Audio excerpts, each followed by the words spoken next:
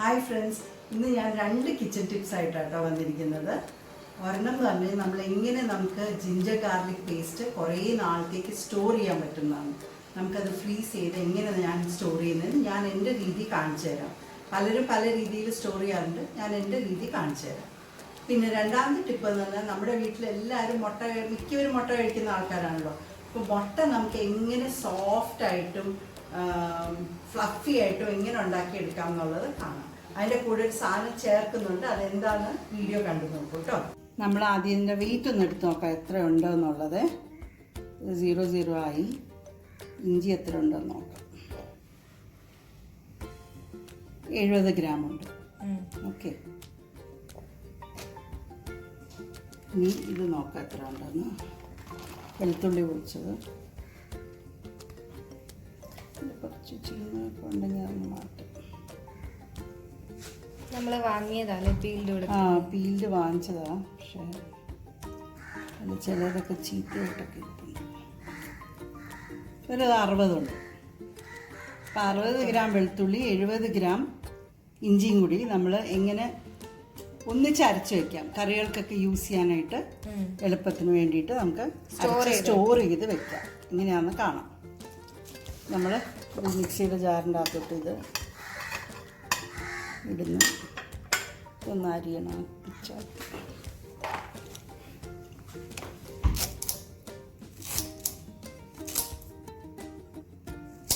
അപ്പോൾ ചെറുതായിട്ട് നോക്കിയിട്ട് ഇഞ്ചി ഇടാവുള്ളൂ, അല്ലെങ്കിൽ അരിഞ്ഞ് കിട്ടില്ല.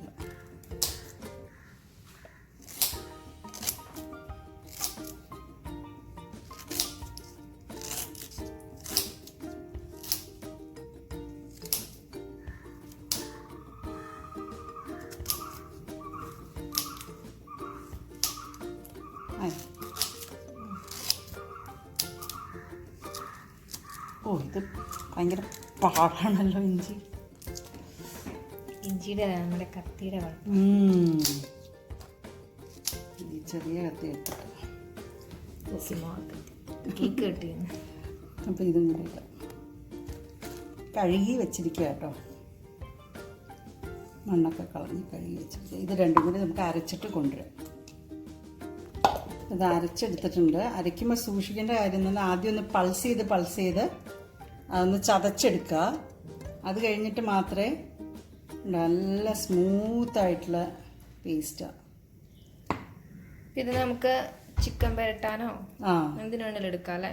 എന്തിനു വേണമെങ്കിൽ എടുക്കാം. നമുക്ക് അരച്ച് പേസ്റ്റ് വേണ്ട ഇഞ്ചി ഗാർലിക് ജിഞ്ചർ പേസ്റ്റ് വേണ്ടടുത്തൊക്കെ നമുക്ക് ഇത് യൂസ് ചെയ്താൽ മതി.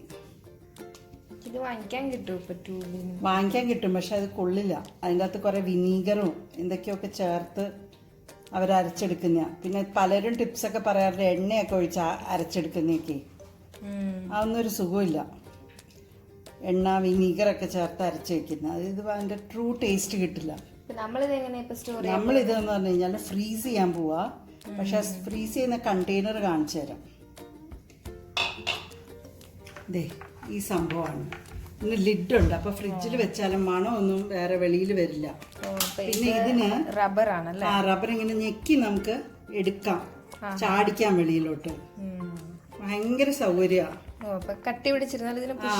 പുഷ് ചെയ്താൽ അതങ്ങ് വരും. നമുക്ക് ഇതിപ്പോൾ ഒരു ടേബിൾ സ്പൂണോളം ഇതിൻ്റെ ഓരോ കള്ളിക്കകത്തും നിറയും. നമുക്കൊന്ന് നോക്കാം. Tablespoon കിട്ടെ.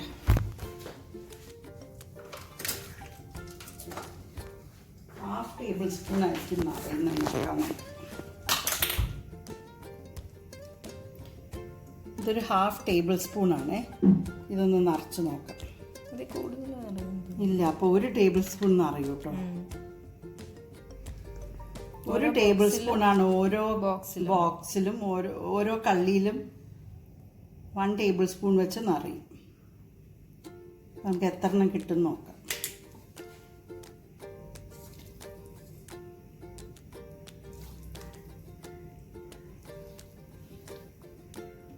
ഇത് കുറേ ഉണ്ടായിരുന്നെങ്കിൽ ഫുൾ നിറച്ച് വെക്കായിരുന്നു. നമ്മുടെ കയ്യിൽ ഇത്രേ വെളുത്തുള്ളി ഉണ്ടായിരുന്നുള്ളൂ, ഇഞ്ചി കൂടുതലുണ്ടായിരുന്നു. സമയം കിട്ടുന്ന പോലെ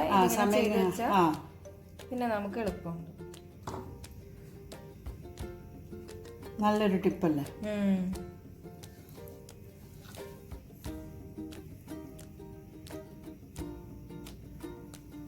ഇത് ചീത്തയാവുകയില്ല.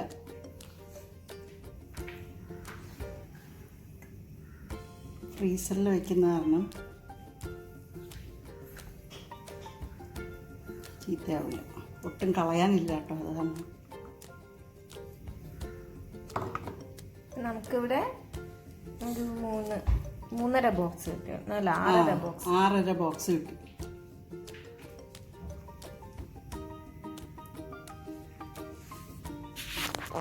$70 ഗ്രാം ഇഞ്ചി, 60 ഗ്രാം വെളുത്തുള്ളിയും കൂടി ഇങ്ങനെ ടൈറ്റായിട്ട് അടഞ്ഞിരിക്കുക. അപ്പോൾ സ്മെല്ലൊന്നും ഫ്രിഡ്ജിൽ വെളുത്തുള്ളിയുടെ ഇഞ്ചിയുടെ ഒന്നും എവിടേക്കും പടരില്ല.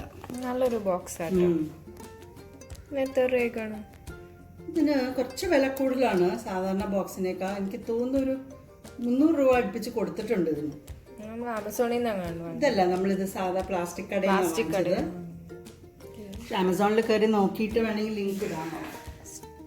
ഇത് നമ്മളിനി ഫ്രീസറിൽ വെക്കുകയാണ്.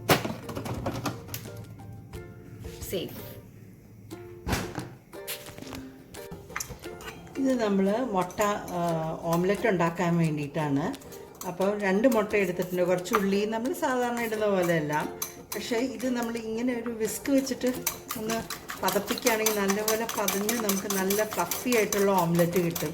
അത് കൂടാണ്ട് നമ്മളൊരു ശകലം വെള്ളമാട്ടോ, ഇത് ഒരു തുള്ളി വെള്ളം കൂടി ഒഴിച്ച് കഴിഞ്ഞാൽ ഇത് ഭയങ്കര സോഫ്റ്റായിട്ട് കിട്ടും. ഞാൻ കാണിച്ചു തരാം. ഇത് ഒന്ന് ബീറ്റ് ചെയ്തോട്ടെ. നല്ല പോലെ അങ്ങ് പതഞ്ഞ് വരും. അങ്ങനെ ആ രീതിയിൽ നമ്മളൊന്ന് ബീറ്റ് ചെയ്തെടുക്കണം. ഇങ്ങനെ ഒന്ന് കണ്ടോ, പതഞ്ഞ് വരുന്നത് കണ്ടോ? കണ്ടോ, ഇങ്ങനെ പതഞ്ഞ് വരണം. നല്ല പോലെ പതഞ്ഞ് വന്നു കഴിഞ്ഞിട്ട് ഞാൻ കാണിച്ചു തരാം. ഓംലെറ്റ് ഉണ്ടാക്കുന്ന കാണിച്ചു തരാം.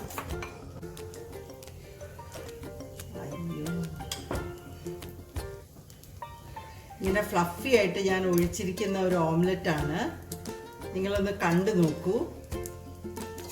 ഇനി ഇതൊന്ന് മൊരിഞ്ഞ് വരുമ്പോൾ നമുക്ക് ഒന്നുകൂടി കാണിച്ചു തരാം. നല്ല പോലെ ബീറ്റ് ചെയ്തിട്ട് ഇങ്ങനെ ഇട്ട് കഴിഞ്ഞാൽ നല്ല ഫ്ലഫി ആയിട്ടുള്ള ഓംലെറ്റ് കിട്ടും.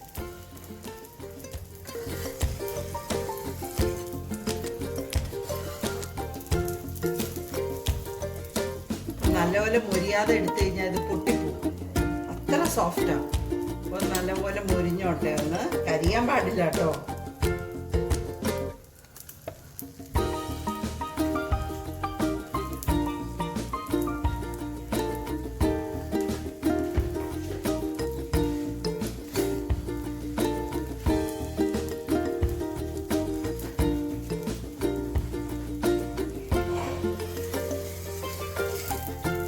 മുരിഞ്ഞോ നോക്കാം നമുക്ക്. മുരിഞ്ഞു തുടങ്ങി. മീൻ വെച്ചാൽ ചിലപ്പോൾ കരിഞ്ഞു പോവാൻ. എടുത്തു നോക്കിയാലോ.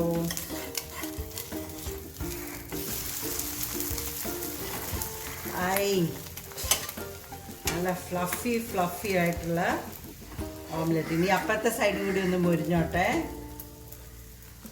അപ്പം ഇങ്ങനെയാണ് നല്ല ഫ്ലഫി ആയിട്ടുള്ള നല്ല സോഫ്റ്റ് ആയിട്ടുള്ള ഓംലെറ്റ് ഉണ്ടാക്കാൻ പറ്റുന്നത്.